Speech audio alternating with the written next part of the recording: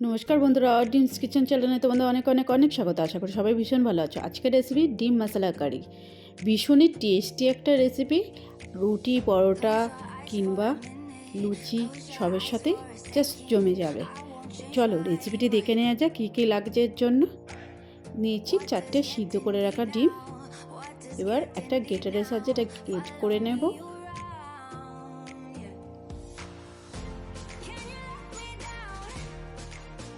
দেখো ডিমটা খুব ভালো করে গ্রেট করে নিয়েছি। এবার একটা কড়াইয়ের মধ্যে দিয়ে দিলাম সরিষার তেল। তেলটা একটু গরম হয়ে গেলে দিয়ে দেবো পেঁয়াজ কুচি।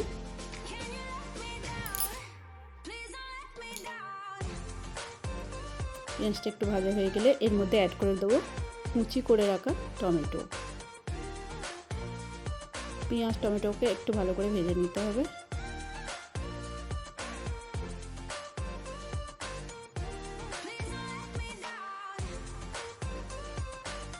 এবার দিয়ে দিলাম 2 চামচের মতন আদা রসুনের পেস্ট। দিয়ে দেবো হলুদ গুঁড়ো, ঝালের জন্য দিয়ে দেবো লঙ্কার গুঁড়ো, হাফ চামচ জিরা গুঁড়ো, হাফ চামচ ধনিয়া গুঁড়ো।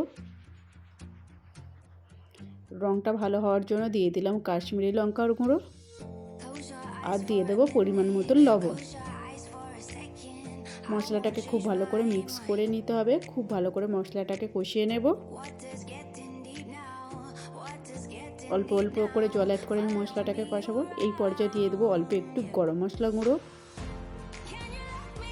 দেখো মশলাটা ভালো করে কষানো হয়ে গেছে, তেল ছেড়ে দিয়েছে। এই পর্যায়ে গ্রেট করে রাখা ডিমটা আমি দিয়ে দিলাম। দিয়ে মশলার সঙ্গে ভালো করে মিক্স করে নেব।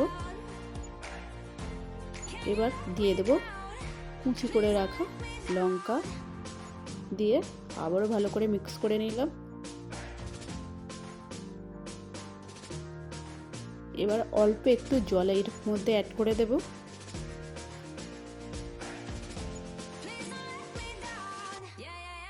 তিন মিনিটের জন্য আমি এটা ঢাকা দিয়ে দেব। আর দিয়ে দেব অল্প একটু ধনিয়া পাতা কুচি। দিলে খুবই সুন্দর টেস্ট আসে। খুবই চটজলদিতে রেসিপিটি হয়ে যায়। দেখো কত সুন্দর হয়েছে। আর তেমনই ভীষণই টেস্টি খেতে হয়। স্মেলটাও খুবই সুন্দর আসে। রেসিপিটি যদি তোমাদের ভালো লেগে থাকে অবশ্যই কমেন্ট করে জানাবে। আর ভিডিওটিতে একটি লাইক করে দেবে, আর চ্যানেলটিকে সাবস্ক্রাইব করে নেবে, আর ভিডিওটি বন্ধুদের সঙ্গে অনেক অনেক অনেক শেয়ার করবে। আজকের মতন এই পর্যন্ত। আবারও দেখা হচ্ছে নতুন একটা রেসিপি নিয়ে।